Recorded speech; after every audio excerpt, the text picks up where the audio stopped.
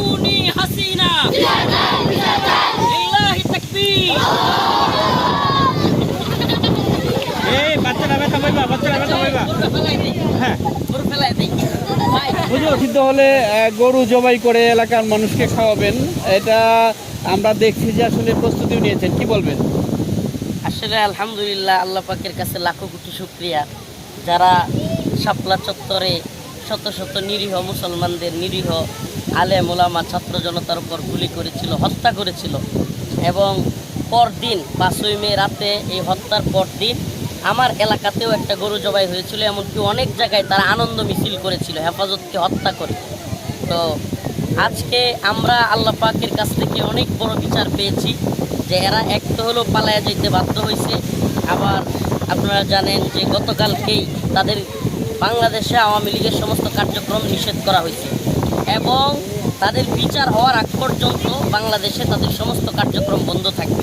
অনেকে বলতেছে তাইলে কি বিচার হওয়ার পরে কার্যক্রম আবার চালু হবে? এটা একটা অহেতুক কথাবার্তা। যারা বুঝ নাই, আকল কম, এই সমস্ত কম আকলের লোকেরা এই সমস্ত কথা বলতেছে।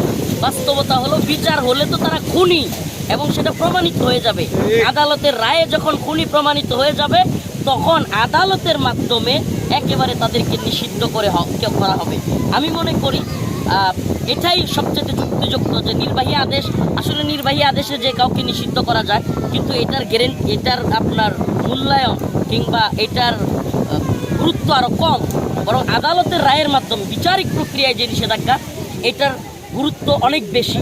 অতএব আমরা এই ইন্টারিমকে অবশ্যই প্রেসারের মধ্যে রাখবো যে তারা যেন দ্রুত সময়ের মধ্যে আওয়ামী লীগ যে খুনি এবং এদেশে একটা সন্ত্রাসী দল এবং ভারতীয় রয়ের এজেন্ট, এরা এটা একেবারে প্রমাণিত।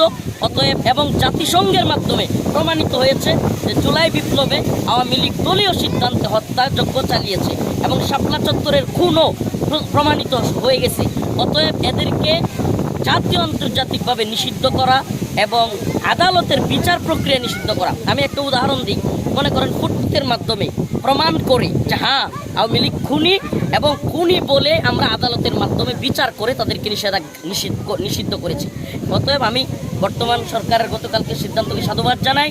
তারা গতকালকে আইনও সংশোধন করেছে এবং যাতে করে বাংলাদেশের আইনে ধারাবাহিকভাবে বিচারিক প্রক্রিয়ায় দ্রুত সময়ের মধ্যে আওয়ামী লীগকে নিষিদ্ধ করা যায়, এটার একটা বিচারিক প্রক্রিয়াও চালু করেছে এবং আন্তর্জাতিক অপরাধ ট্রাইব্যুনালে, দ্রুত ট্রাইব্যুনাল যেটা আমরা জানি, ওই ট্রাইব্যুনালে আওয়ামী লীগের বিচার কাজ করার জন্য চলমান প্রক্রিয়া চলছে। এবং আমরা যারা বলতেছেন যে